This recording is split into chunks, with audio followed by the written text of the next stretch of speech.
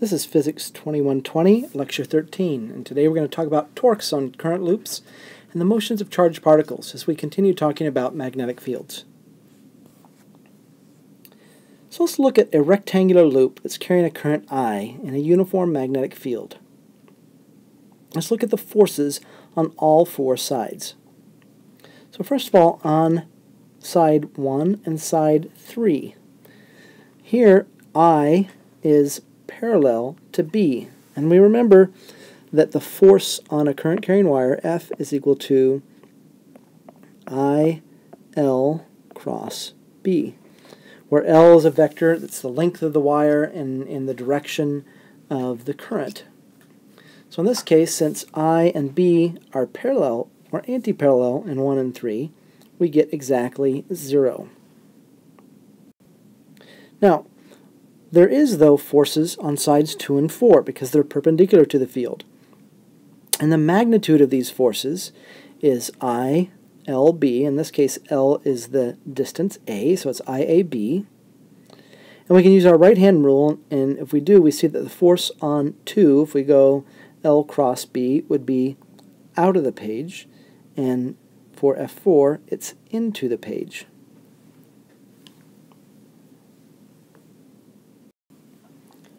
So the forces are equal and opposite in directions. So there's no net force on the current loop. However, the forces are not along the same line of action, so they produce a torque around the center of the loop. The maximum torque then is found by force times lever arm. In this case, the lever arm is B over 2. So it's force 2 times B over 2, and they both provide torques in the same direction, so we add them up. So it's IAB times B over 2 twice, and so it's IAB times the magnetic field.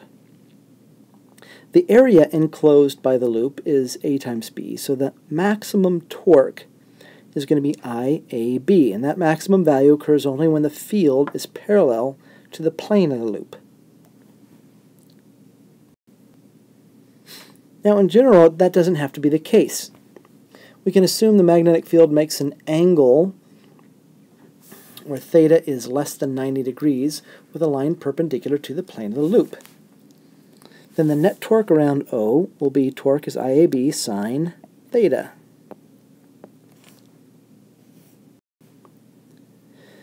The torque has a maximum value when the field is perpendicular to the normal of the plane of the loop.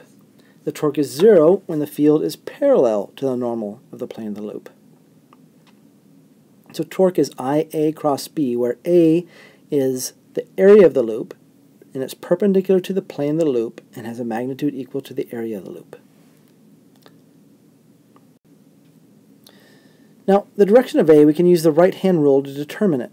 If we curl our fingers in the direction of the current of the loop, our thumb is going to point in the direction of the vector A. Again, the vector A, its magnitude is the area of the loop, and its direction is perpendicular to the plane of the loop. The product IA is defined as the magnetic dipole moment, mu, of the loop, often just called the magnetic moment. And the units of the dipole moment are an amp meter squared. And then torque, in terms of the magnetic moment, is just mu cross B. It's analogous to the torque on a electric dipole, which we said was P cross E, where P was the electric dipole moment. So how do we use this? Let's look at an example. A rectangular coil has dimensions 4 centimeters by 8.5 centimeters. It has 25 turns of wire, and it carries a current of 15 milliamps. A 0.35 Tesla magnetic field is applied parallel to the plane of the loop. First, what's the magnetic dipole moment, its magnitude, and what's the magnitude of the torque acting on the loop? So first, the magnitude of the dipole moment. It's I times A. Well, in this case, the current is in I, because I have N turns of wire, times A. So 25 turns times 15 milliamps times 8.5 times 10 to the minus 2 square meters is the area. and I get 1.72 times 10 to the minus 3 amp meters squared. We know that the torque is mu cross B, or it's mu B times the sine of the angle between them for magnitude. So it's the magnitude of our dipole moment times the magnitude of the field, 0.35 Tesla, and they're at 90 degrees each other, so sine of 90 degrees, which gives us 1, and we get that the magnitude of the torque is 6.02 times 10 to the minus 4 Newton meters. Now the last thing I want to consider here is, what is the motion of a charged particle in a magnetic field? Let's look at a particle moving in an external magnetic field. It has a certain velocity perpendicular to the field. Well, since the force is always V cross B, no matter where we are, if we use our right-hand rule on this circle here, we see that V cross B always points to the center of a circle. V cross Bn over, using right-hand rule, is over here. V cross Bn is towards the center of the circle, or V cross Bn is up towards the center of the circle. So a magnetic force causes a centripetal acceleration which changes the direction of the velocity of the particle. It doesn't change the speed. We already talked about that last time. Magnetic fields don't do work, so they're not going to change the energy of the particle, but it is going to change the direction. If we now equate the magnetic and centripetal forces, we know that the magnitude of the force is QVB. The magnitude of centripetal acceleration is mass times v squared over r. We can solve that for r, and we get that the radius of the circle is mv over qb. So r is proportional to the momentum of the particle and inversely proportional to the magnetic field. The angular speed of the particle, omega, is v over r, is qb over m. The angular speed, omega, is referred to as the cyclotron frequency. The period of motion is t is the circumference of the circle over the velocity, which was going to be 2 pi over omega, or 2 pi m over qb. Now, if the particle is moving with some arbitrary angle with respect to b, its path is a helix. The same equations apply as we have before. Essentially, the component that is perpendicular to the magnetic field is going to cause circular motion. The component of the velocity in the direction of the magnetic field is going to experience no force, so it's going to continue to move with that same velocity. So the helix is kind of like an unsprung spring. It's going to spiral around the magnetic field lines as it's moving with a constant velocity with respect to the magnetic field. So if I have a magnetic field and I have electrons accelerating through some potential difference, we can figure out the velocity. This device here is called an electron gun. Essentially, I have a hot wire, and I put a large potential difference between the wire and an outside shield, and I get electrons to jump off. I leave a hole which causes the electrons to shoot out. And if I know the voltage of the gun here, I can multiply by the charge and get the potential energy, and that goes to 1/2 mv squared, so I can use conservation of energy to get the velocity of the particles coming out of the electron gun. And other parameters can be found, like I can measure the radius of the circle if I'm clever. And this picture is electrons moving through mercury vapor, which makes them glow blue. So then if I know the radius of the circle and I know other things, I can figure out maybe the magnetic field, or I can use this actually device to figure out the charge to mass ratio of an electron. So let's look to see how we'd apply this. An electron is accelerated from rest through a potential difference of 350 volts. If the radius of curvature is 7.5 centimeters, what's the magnitude of the magnetic field? Well, first we know from conservation of energy. So if we look at the energy, the 1/2 mv squared plus the potential difference minus E times delta V is equal to 0. We can solve for the velocity of the electrons as they come out is 2E times the potential difference over m, take the square root. We know that the net force on the particle, QVB, is mv squared over r. So, solving for the magnetic field, we get mv over qr, or mv over E times r. Now we multiply that all together. We can bring the masses and the electric fields and the radius inside the square root, kind of simplify it a bit. Now we have an equation for magnetic field that's in terms of our potential difference, our mass of our electron, our charge of our electron, and the radius of the circle. All of these things we know. We can plug in our values, and we get that the magnetic field is 8.4 times 10 to the minus 4 Tesla. Now, when I have a particle in a non-uniform magnetic field, the motion is a bit more complex. For example, if I create a magnetic field as shown here on the right, which we call a magnetic bottle, I can get a particle trapped in there. As it spirals around, it goes bigger spirals as the field gets smaller, and it gets going so fast here that it actually gets reflected back and goes back and forth and is trapped in there. In fact, around the Earth we have magnetic field lines from the Earth, and we get charged particles that are trapped on these, and we call that Van Allen radiation belts. And it's charged particles surrounding the Earth in a donut shape, and they're trapped by the magnetic fields. And essentially, it's a magnetic bottle, so the particles spiral from the North Pole to the South Pole and back and forth. And if as the particle density gets really heavy and they spiral and they come down above the poles, it can cause the northern lights or the auroras. So in many applications, charged particles will move in the presence of both magnetic and electric fields. In that case, the total force is the sum of the forces due to the individual fields. In general, we say that the net force on a charged particle is QE plus QV cross B. It's also known as the Lorentz force. So, let's look at some applications to magnetic fields and see how we use them. First one you should know about is something called a velocity selector. And we use this when we want all the particles, all the charged particles, to move with the same velocity.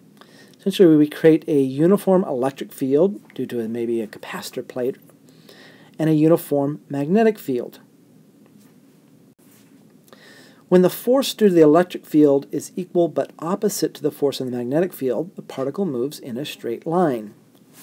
So when QVB is equal to my QE, then I get that the velocity for a straight line is E over B.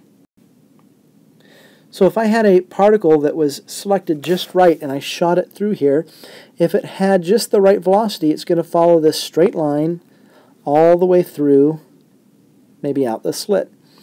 If the magnetic field was not strong enough, the electric field is going to be more strong, and the particle is actually going to dip down.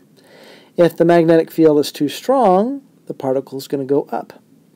So if I shoot many different electrons, different velocities through here, some of them are going to go up, some are going to go down, but the ones with just this right velocity are going to feel no net force and go right out through the slit. So only those particles with the given speed will pass through the two fields undeflected. The magnetic force exerted on particles moving at speeds greater than this is stronger than the electric field, and the particles go up. Those moving slowly will be deflected downward. Now I can combine the velocity selector with another device and get something called a mass spectrometer. And a mass spectrometer is going to separate ions according to their mass-to-charge ratio. So a beam of ions passes through the velocity selector and enters a second magnetic field.